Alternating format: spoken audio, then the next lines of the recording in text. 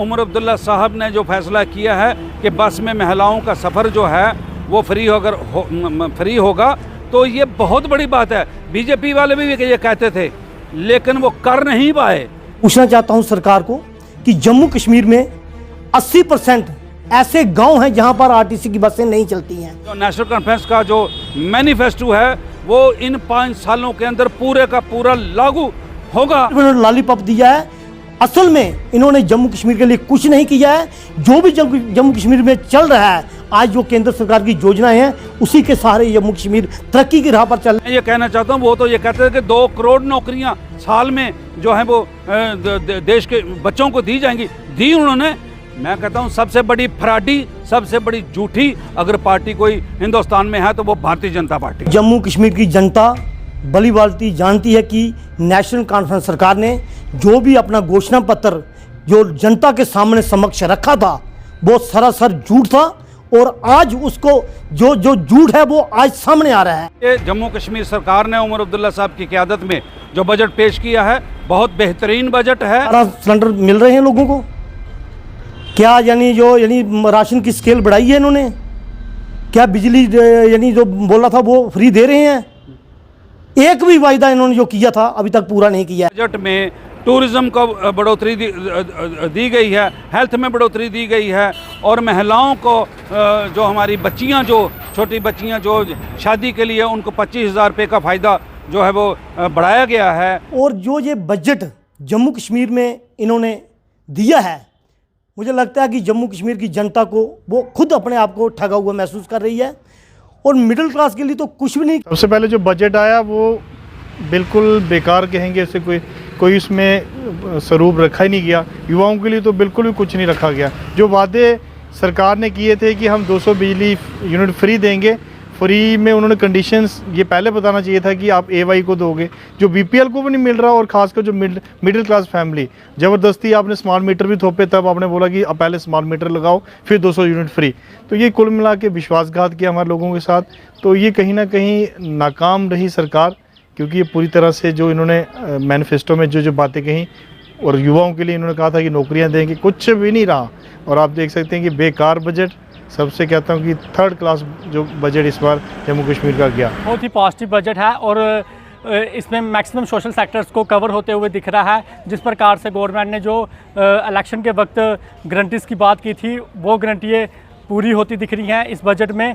जैसे कि 50,000 से 75,000 मैरिज असिस्टेंट स्कीम की है, 200 यूनिट जो फ्री है वो AAY के लिए है। चाहे फिर इस पे ये भी बोला गया है कि हम फास्ट रिक्रूटमेंट करेंगे, तो ये बहुत ही पॉजिटिव बजट मुझे दिख रहा है। देखिए सरकार का पहला बजट है और इस पर इतना कुछ तो अभी बोला नहीं जा सकता कि सरकार ने वो कवर नहीं किया, पर जितना भी है मैक्सिमम सोशल सेक्टर इसमें कवर है। लोगों के लिए ये एक पॉजिटिव बजट है। बहुत उम्मीदें थी इस सरकार से, क्योंकि जनता ने इन्हें एक भरपूर मात्रा में वोट दिया था और मेजॉरिटी की सरकार जम्मू कश्मीर में बनी थी और लगता था कि ये फैसले लेने में बिल्कुल निष्पक्ष फैसले ले सकती है। और जो ये बजट जम्मू कश्मीर में इन्होंने दिया है, मुझे लगता है कि जम्मू कश्मीर की जनता को वो खुद अपने आप को ठगा हुआ महसूस कर रही है और मिडिल क्लास के लिए तो कुछ भी नहीं किया। रही बात जो गरीब जनता की, तो जैसे ये बोलते हैं कि हमने महिलाओं के लिए बस सर्विस फ्री की हुई है। मैं ये पूछना चाहता हूँ सरकार को कि जम्मू कश्मीर में 80% ऐसे गांव हैं जहां पर आरटीसी की बसें नहीं चलती हैं। 2-3 बड़े शहरों को छोड़कर वहां पर ये उसको बेनिफिट दे सकते हैं, लेकिन जो जनता है जम्मू कश्मीर की वो पहाड़ों में रहती है, पहाड़ी क्षेत्र में रहती है, जहां पर इनकी सर्विस बिल्कुल नहीं है और ये सिर्फ इन्होंने लॉलीपॉप दिया है। असल में इन्होंने जम्मू कश्मीर के लिए कुछ नहीं किया है।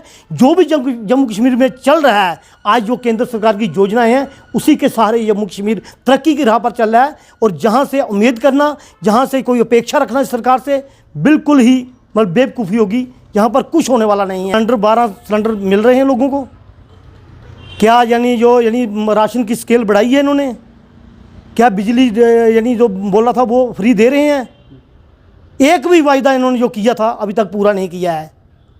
2% लोग नहीं हैं उसमें, 2% लोग नहीं हैं जो AAY में जो हैं, अंत्योदय में आते हैं, वो 2% लोग नहीं हैं जो जिनको ये बेनिफिट मिलेगा। लेकिन उसमें भी बिजली अगर 200 यूनिट से ऊपर होगी तो उसका चार्जेस पूरा काटेंगे जी। जम्मू कश्मीर की जनता भली भांति जानती है कि नेशनल कॉन्फ्रेंस सरकार ने जो भी अपना घोषणा पत्र जो जनता के सामने समक्ष रखा था वो सरासर झूठ था, और आज उसको जो झूठ है वो आज सामने आ रहा है। ये जम्मू कश्मीर सरकार ने उमर अब्दुल्ला साहब की क़यादत में जो बजट पेश किया है बहुत बेहतरीन बजट है, और इससे जम्मू कश्मीर की बहुत तरक्की होगी, गरीबों को उसका फ़ायदा होगा, महिलाओं को उसका फ़ायदा होगा, और बीपीएल के लोगों को बहुत बड़ा फ़ायदा होगा। हाँ, ये बात ज़रूर है कि अमीर लोग जो हैं वो उनको तो ज़रूरत ही नहीं है, अमीरों को उनकी ज़रूरतें बड़ी होती हैं, लेकिन जब हमारा जम्मू कश्मीर जो है ये गरीबों का और पसमानदा रियासत हमारी जो है जिसको यूटी में बदल दिया गया है,